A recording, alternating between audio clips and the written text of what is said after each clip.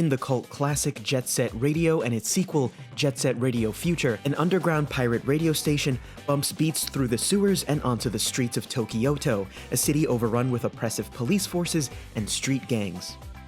Years after the release of those games, a real-life DJ Professor K keeps the music alive, and I got to talk to him.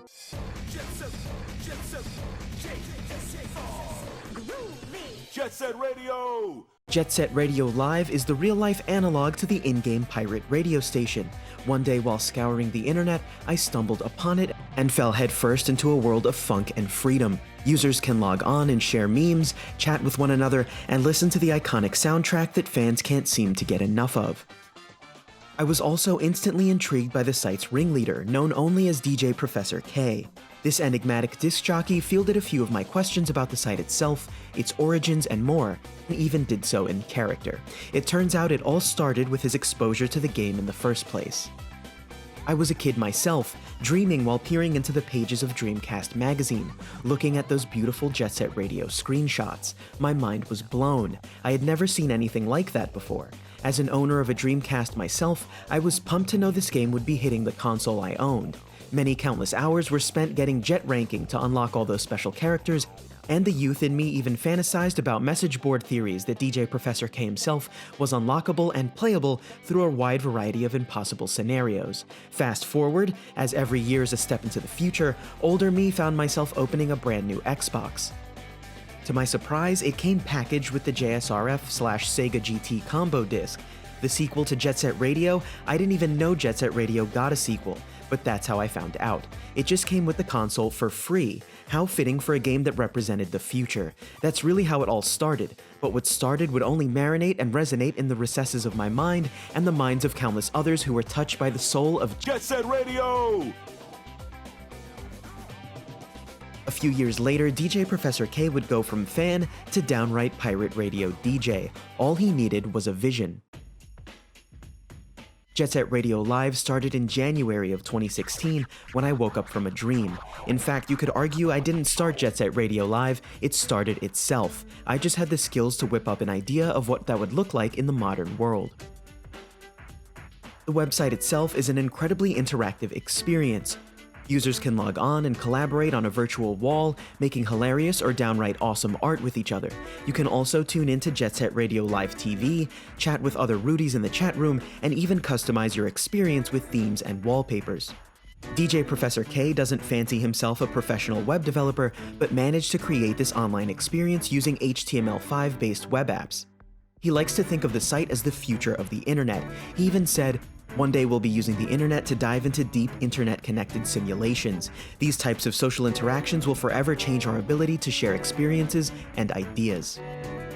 With a 24/7 music stream and vibrant community, I thought that Jet Set Radio Live would command most of the professor's time, but apparently he looks at it this way. I use it just like everyone else. It's meant to be a place where you don't feel required to devote your time. You just drop by whenever the mood strikes you. If you're bored or if you're feeling creative, if you're interested in a positive discussion, if something goes down, you know Jet Set Radio will be there for you. The people that gather on JSRL happen to be like-minded individuals who all share a desire to spread the concept of love. The people who gather on Jet Set Radio Live come from all across the planet. Most veterans on the site keep a constant conversation going by checking in throughout the day, sharing memes, contributing artwork, and just promoting positive discussion. Personally, I've logged on a few times just to share memories with other JSRF fans, who always seem ready to share their favorite experiences. We also spent quite a bit of time speculating about what's next for the series. I asked DJ Professor K what he thought. Before we see a new game, we definitely need a remaster. There's an importance to understanding the history of Jet Set Radio. There's always going to be a controversy over which game is better because there's such a stark change in approach between the two games. But it's also just important to note that JSRF is not a direct sequel. The best thing that can happen for the series is for players to get online and start marking their territory. By incorporating social garage hangouts, turf wars, missions that require players to work together, custom players, and graffiti, we could really see the world of Jet Set Radio come to life in the way it deserves. Being such an enigmatic figure and a standout member of the cult following behind these games, I simply had to pick his brain about things like music and graffiti, specifically the game's effect on his taste in music and his views on street art. If you like Jet Set Radio, it without a doubt influenced both your taste in music and art. Music and color have a much larger effect on us than we realize. The future of music is a remix. It takes sounds that have been effective in the past, it creates a feeling of nostalgia and happiness, and then remixes it with new ideas. In the process, we discover and create something new. The remixes and sounds of Jet Set Radio are a reminder of how strong and revolutionary remixed music can be. Graffiti is a touchy subject. When used improperly, it can be a nuisance and is usually a crime depending on where you are. Nobody wants to see gang graffiti in their neighborhood. Nobody wants to see ugly graffiti vandalize something that looked perfectly fine how it was. However, graffiti is also art. And when used as such, it can contribute to an environment. Colorful and creative graffiti can breathe new life into an ugly neighborhood, and it can attract onlookers when displayed as a form of public art within a city. The world has seen its fair share of negative graffiti over the years, but we are also at a point where we can respect graffiti and the freedom of expression that it represents. Every culture uses artwork to represent themselves in some way or another, and if society is determined to use graffiti in a positive way, it could paint the world in a colorful canvas that represents love and peace, not division and hate. I wrapped up our time by asking where the secret Jet Set Radio bunker is, and in true DJ Professor K fashion, he had only this to say. Tokyoto, of course. They ain't never gonna believe me, but do you think I'd make all that up? I remember picking up Jet Set Radio for the first time on a JSRF/Sega GT combo disc. From the moment I booted the game up, I was hooked. Its anti-authoritarian message, vibrant colors, beautiful graffiti, and wacky world clicked with me in a way that no other game had. Its movement system was fluid and frenetic, and I wouldn't see such similarly satisfying movement in games until Sunset Overdrive or even Spider-Man.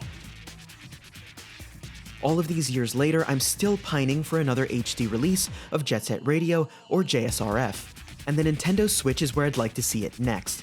And while I've waited years for a sequel, being able to log on to Jet Set Radio Live and immerse myself in the world of JSR in such a novel way is something I wholeheartedly enjoy.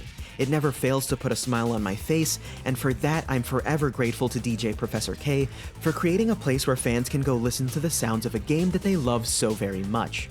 What are your favorite Jet Set Radio memories or even songs? Are you still hanging on for a remaster or a sequel? Let me know in the comments below, and as always, thanks for watching, guys.